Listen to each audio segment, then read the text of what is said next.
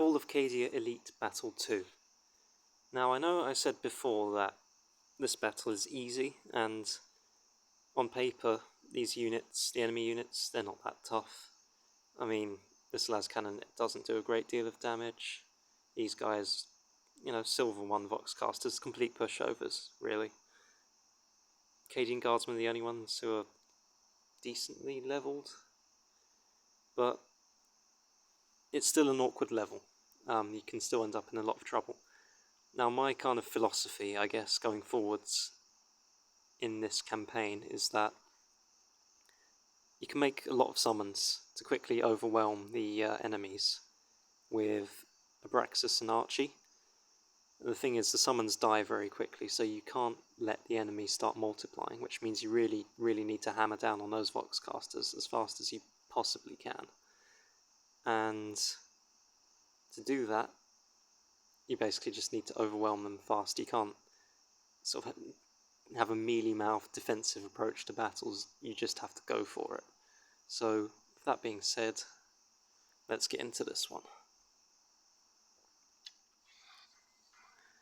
Now, there's a slight issue with this battle, and it's that you might think, oh, I'll send my Abraxas to this hex because you can send out a pink horror here, and that will hit these guys, and then you'll get a screamer here, and here, and here. But if you look at the map topography, these levels are actually inaccessible to anything spawned next to Abraxas. So having him summon there actually isn't a good idea. Also, these guys have high grounds, they do a lot of damage, and they have high pierce ratio. So they're a real problem unless you can get them in melee. If you get them in melee, they're kind of, well, they're not an issue at all, as you'll see. So that puts paid to those.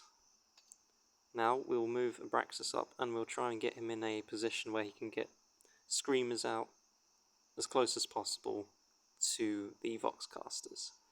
And if we're lucky, we might be able to overkill this guy and get this Voxcaster to flee. Not guaranteed, but worth a go. And we'll have to just tank an Overwatch hit from the lascannon.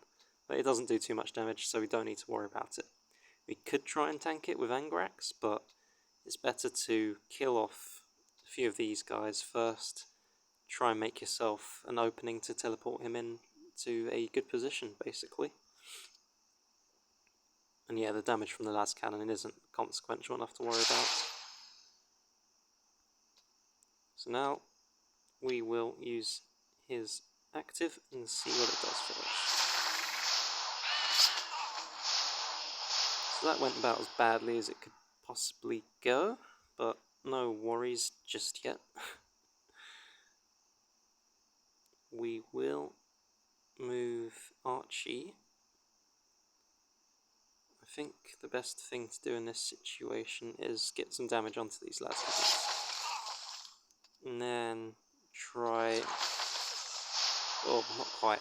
So I couldn't quite get the kill on that lascannon, but if he'd been able to score a crit, for example, or if he had him a bit higher level, because mine is only Silver 2 after all, that could have gone better. But we can live with that. We'll move Angrax up here, because that will stop one of the lascannons from being able to do huge damage from up high.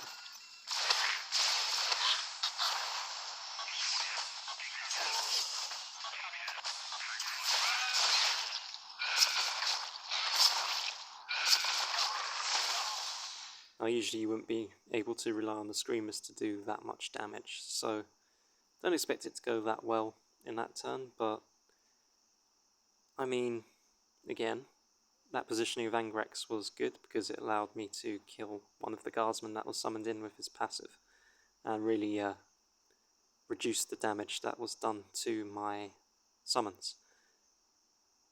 It's very consistent where the summons get brought in by the Voxcasters, so as long as you have all of your units where I've put them, then you can expect them to be brought in the same place, so that will work for you.